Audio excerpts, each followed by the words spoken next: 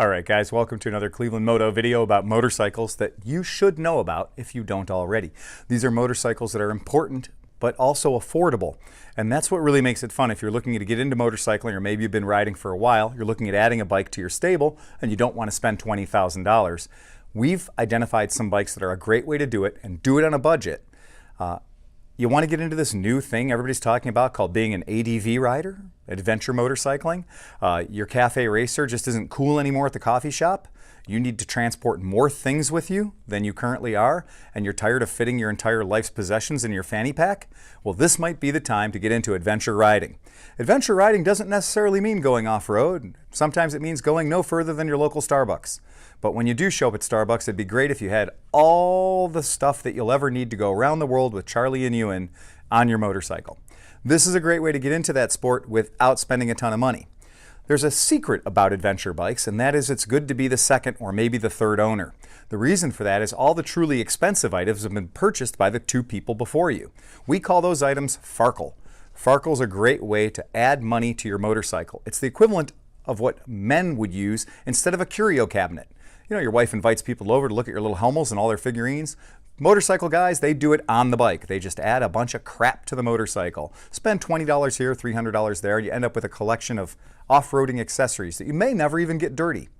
Well, here's a bike you could actually get into for $3 grand that you can have fun with in the actual dirt and actually take some things with you.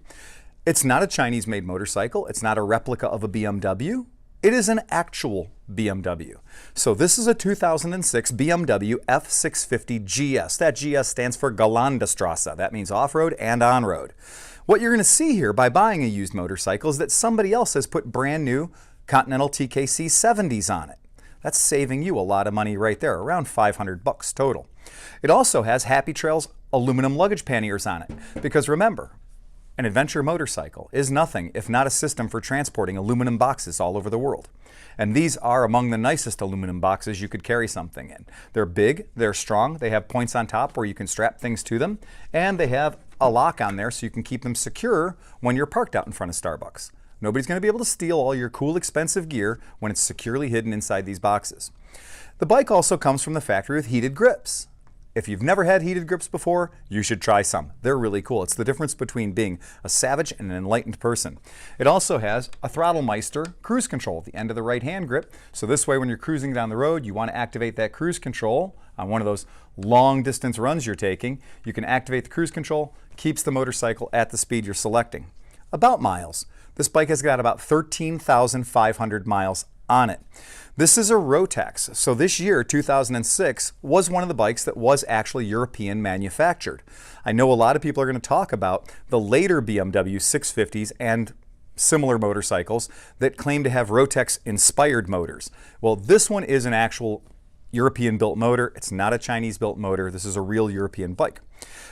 Some little things that are interesting about this particular bike is this was one of the first bikes that came from the factory with ABS. Not only is it just ABS, but when you get in the dirt and you want to be able to drag the back tire around, ABS isn't always the greatest thing. Well, on this particular motorcycle, got a switch right here, we can turn off our ABS. So in the street, it has very civilized manners and the safety features that you'll expect with ABS. And out in the dirt, it also has the ability to turn the ABS off so you can hoon it around, drag the back tire like you do for control and pointing the bike where you want it to be. There's things on here like a mount, so you can mount up your GPS system already there. Somebody's been nice enough to put a 20 amp accessory 12 volt outlet here up on the handlebars. Again, I said heated grips are on the bike, standard from the factory. The oil tank on these is interesting because the oil tank is up here with the battery. So the battery and the oil tank are both located up here in this motorcycle. The gas tank is actually filled right here, and the gas tank is under your bum. That keeps the bike having a nice low center of gravity.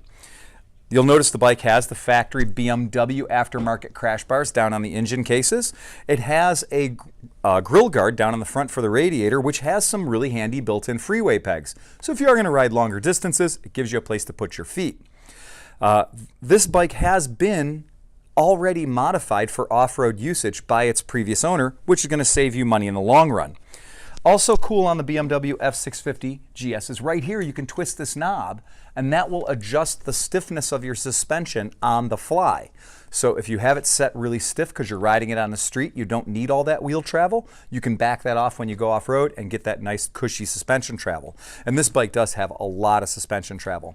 Low seat height on this one. So this is kind of a neat one for people that might be 5'4", and you want to ride a motorcycle, but you're afraid that most adventure bikes are way too tall for you.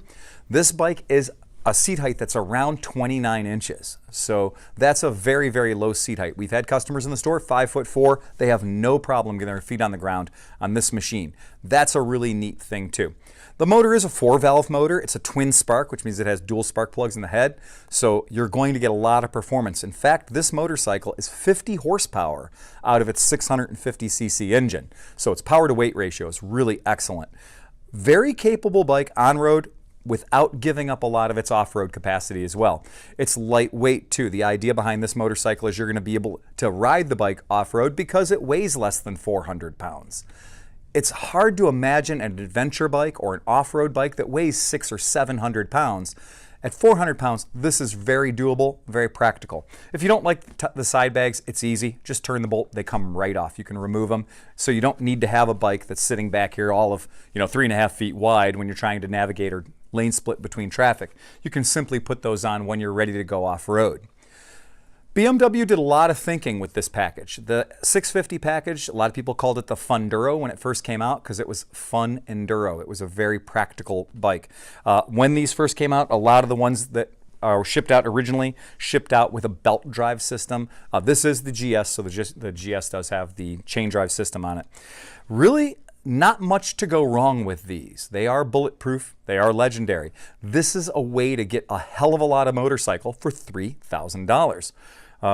Here in Cleveland, we don't do a lot of off-road riding. There's not a lot of ODNR land available for us to go play on. So most of the time, that's where that whole Starbucks reference comes from. The guys like the idea of having the adventure bike. They like having the idea of sitting up high, having a commanding view of the traffic, and having an upright riding position. But they're probably not going to be spending too much time in the mud and the blood and the beer. So we do like adventure bikes because of that comfort factor. And believe me, the last trend of cafe racers, where everybody ended up with a sore back, has been replaced by a kinder, gentler, more upright and soft riding position of the adventure bikes. It's a change I don't mind seeing because as a guy that sells and works on motorcycles, these bikes are a lot more practical and they're a lot more fun to put miles on. You can really use a motorcycle like this to commute back and forth to work on because you can take all your gear with you.